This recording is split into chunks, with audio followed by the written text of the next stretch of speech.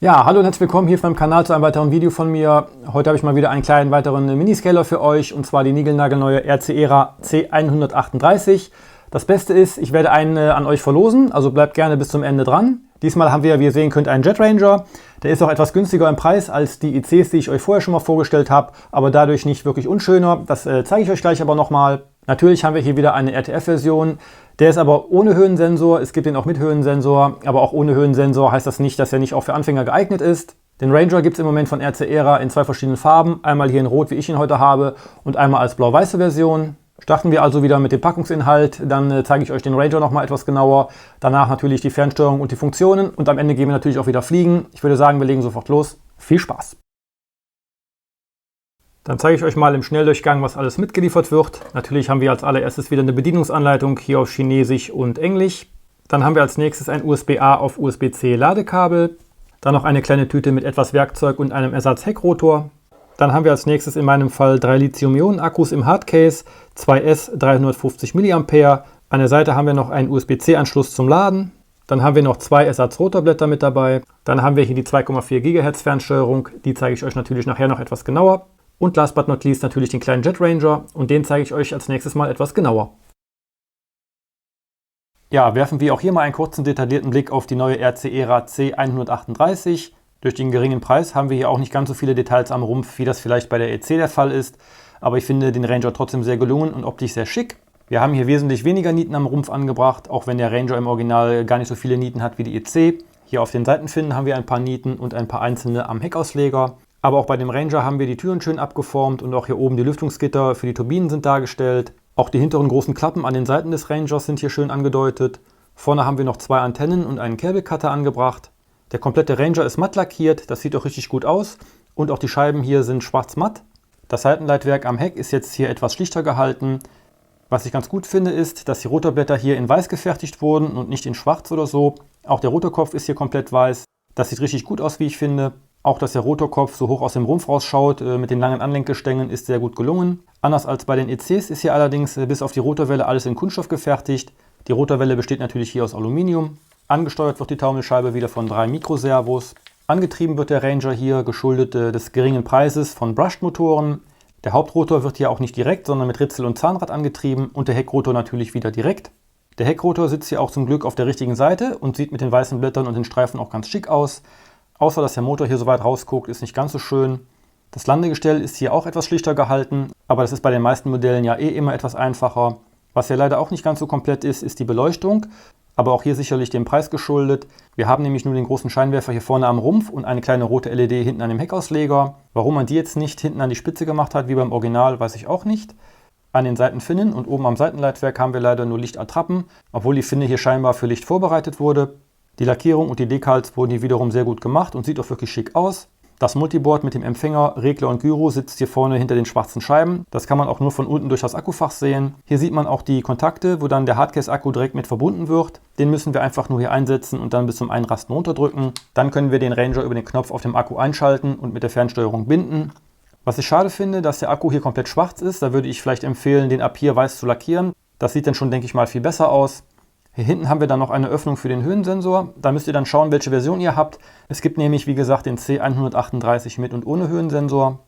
Der Rotorkreis des Rangers beträgt 305 mm, die Länge 300 mm. Er hat ein Abfluggewicht von ca. 105 Gramm und eine ungefähre Flugzeit von 10 bis 12 Minuten, je nach Flugstil. Ja, auch wenn der Ranger etwas schlichter gehalten ist in der Optik, finde ich ihn wirklich sehr schick und vor allem im Flug sieht er richtig gut aus. Und da sieht man die fehlenden Details eh nicht mehr. Jetzt gibt es wie immer noch ein paar Drehteileraufnahmen und dann zeige ich euch die Fernsteuerung und die Funktionen für den C138.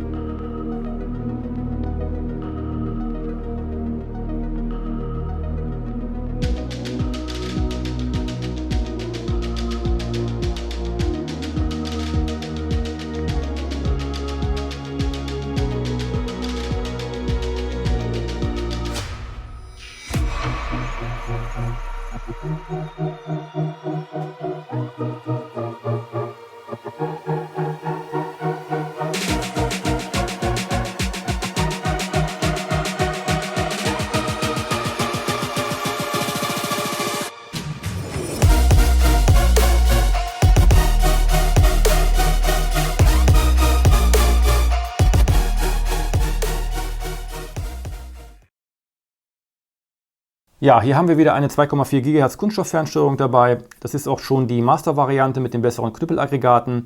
Die sind auch hier aus Kunststoff und die Knüppel aus Aluminium. Die lassen sich auch in der Höhe verstellen. Und auch die Zackenkrone gibt es hier oben drauf wieder zum besseren Daumenfliegen. Alle 4 Achsen sind auch hier federbelastet, da wir ja auch wieder eine automatische Start- und Landefunktion haben. In der Mitte haben wir wieder den Ausschalter, darüber eine kleine Status-LED. Um die Knüppelaggregate haben wir die Trimschalter zum Nachtrimmen des Helis im Flug. Hier oben rechts haben wir dann den Knopf für die automatische Start- und Landefunktion. Wenn wir den im Stand einmal drücken, geht der Heli von alleine an, bzw. der Rotor fängt an zu drehen und der Heli steigt selbstständig auf ungefähr 1,5 Meter Höhe. Und dann können wir manuell weiterfliegen. Wir können aber auch den Heli wieder ganz normal manuell starten, indem wir die beiden Knüppel nach außen und unten ziehen und dann den Heli mit dem Gasknüppel starten lassen. Wenn wir den Knopf im Flug drücken, geht der Heli wieder von alleine runter und stellt dann auch den Motor nach einer gewissen Zeit von alleine ab. Auch hier können wir währenddessen wieder manuell eingreifen. Gleichzeitig ist das auch der Notausknopf, wenn wir den Knopf länger gedrückt halten. Damit können wir dann in jeder Situation den Motor ausstellen. Dann haben wir oben links den Schiebeschalter für die Taumelscheibenausschläge. Auf Stufe 1 haben wir die geringsten Ausschläge.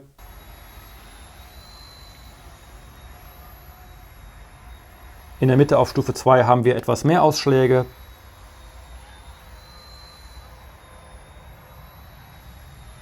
Und rechts auf der Stufe 3 haben wir dann die höchsten Taumelscheibenausschläge.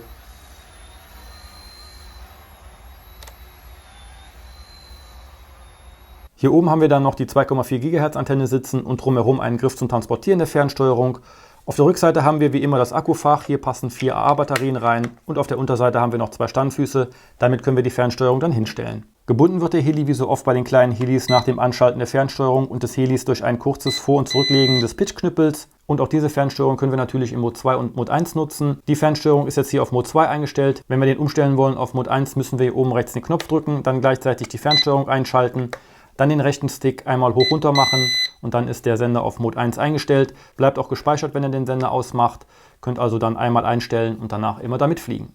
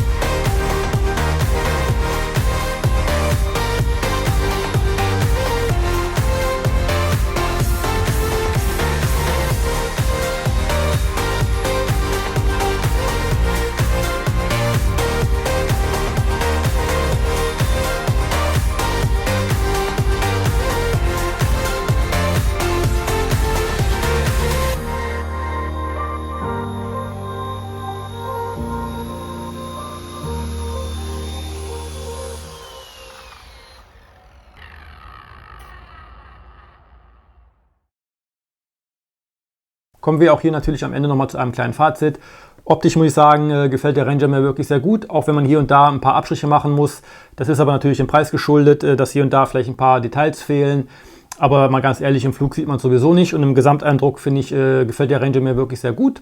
Dass jetzt hier keine Brushless-Motoren verbaut sind, sondern Brushed-Motore, finde ich jetzt nicht so tragisch. Dafür bezahlt man halt auch ein bisschen weniger für den Ranger. Fliegen tut der Ranger auch wieder sehr gut, ob mit oder ohne Höhensensor spielt eigentlich keine Rolle. Klar, mit Höhensensor ist es für den Anfänger vielleicht ein bisschen einfacher, sich einfach nur auf das Steuern konzentrieren zu müssen und die Höhe wird dann mehr oder weniger ein bisschen von alleine gehalten. Aber ganz ehrlich, hat er die Höhe auch jetzt hier ohne Höhensensor sehr gut gehalten, finde ich. Es soll ja scheinbar auch ein barometrischer Höhensensor verbaut sein, laut Hersteller. Ich weiß jetzt nicht, wo der sitzen soll. Ich kann es mir ehrlich gesagt auch nicht wirklich vorstellen bei dem Preis. Aber wer weiß, vielleicht ist ja wirklich einer verbaut, keine Ahnung. Die fehlende Beleuchtung, ja, ist jetzt, sage ich mal, ein kleines Manko. Sieht natürlich optisch sehr gut aus, wenn es voll beleuchtet ist, das Modell. Aber mal ganz ehrlich, im Flug und bei Tageslicht sieht man die Beleuchtung meistens eh nicht. Ist jetzt schade, dass sie nicht komplett drin ist, aber ist jetzt auch kein Beinbruch. Die automatische Start- und Landefunktion hat auch wunderbar funktioniert.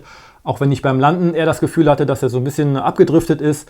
Aber ihr habt ja immer die Möglichkeit, beim Starten und beim Landen automatisch auch dann manuell noch einzugreifen. Die Stabilisierung bei dem Ranger funktioniert auch wie bei den meisten kleinen Scale-Helis, dass wenn ihr die Sticks loslasst, dass der Heli dann wieder in die Neutrallage zurückgeht und nicht weiter abdriftet. Das Heck hält auch sehr gut, da habe ich mal ein paar Pitchstöße gegeben, auch wenn man sagen muss, dass die Pitchleistung bei dem Ranger jetzt nicht überragend ist, sondern eher ein bisschen mäßig. Der Wind, finde ich, ist der Feind des kleinen Helis, auch der Ranger kommt da an seine Grenzen. Wenn es einfach zu viel Wind ist, dann kommt er einfach nicht mehr dagegen an, auch in Stufe 3 schafft er es einfach nicht mehr gegen den Wind. Deswegen empfehle ich auch wieder, den Heli ja, für drinnen zu nutzen oder halt für windstille Tage draußen. Was der Sender hier leider nicht hat, ist eine akustische Warnung, wenn der Akku leer geht. Das fand ich bei den ECs ja immer ganz gut, dass der Sender anfängt zu piepen, wenn der Akku zur Neige geht. Das heißt, wenn ihr das hört, könnt ihr landen. Das macht er hier leider nicht. Das Einzige, was angezeigt wird, ist hier über den Landescheinwerfer, der fängt an zu blinken. Daran kann man erkennen, dass der Akku langsam leer wird. Und dann solltet ihr auch landen, weil die Akkus mögen halt keine Tiefenentladung. Der Ranger fällt allerdings nicht wie ein Stein vom Himmel, sondern ihr merkt so langsam, dass die Leistung nachlässt und irgendwann ist die Leistung so schwach, dass er nicht mehr hochkommt und einfach zu Boden geht. Das solltet ihr allerdings natürlich nicht zu oft machen, denn wie gesagt, Lipos und Lithium-Ionen-Akkus mögen einfach keine Tiefenentladung. Je nachdem, wo ihr den bestellt, müsst ihr darauf achten, welche Fernsteuerung bei dem Ranger mitgeliefert wird. Denn es gibt einmal die sogenannte Master-Fernsteuerung hier mit den etwas besseren Knüppelaggregaten. Und es gibt die einfachere Fernsteuerung, das ist jetzt hier zum Beispiel eine, die hat dann halt diese ganz normalen Kugelknüppelaggregate. Die ist dann im Preis auch etwas günstiger. Ja, wenn euch der Ranger gefällt, guckt mal gerne in die Videobeschreibung. Da habe ich euch einen Link reingestellt, da könnt ihr den Ranger direkt bestellen. Wenn ihr über diesen Link bestellt, kriegt ihr auch direkt die bessere Fernsteuerung mit dabei. Ich denke mal, da wird auch noch ein Gutscheincode stehen, da könnt ihr auch noch ein bisschen Geld sparen. Wie ich am Anfang schon angeteasert habe, werde ich auch einen Jet Ranger an euch verlosen. Wie ihr da teilnehmen könnt, steht auch unten in der Videobeschreibung. Lest euch das mal gerne durch und nehmt alle fleißig teil. Ja, ansonsten würde ich sagen, lasst mir gerne ein Like da. Schreibt mir sehr gerne einen Kommentar unter das Video, wie ihr den Ranger findet. Wenn ihr kein weiteres Video mehr verpassen wollt und da kommen noch einige coole Helis und andere Videos auch noch hier auf dem Kanal, dann abonniert den Kanal gerne, die Glocke nicht vergessen. Und ich würde sagen, wir sehen uns dann hoffentlich im nächsten Video wieder. Bis dann, euer Chrissy. Ciao.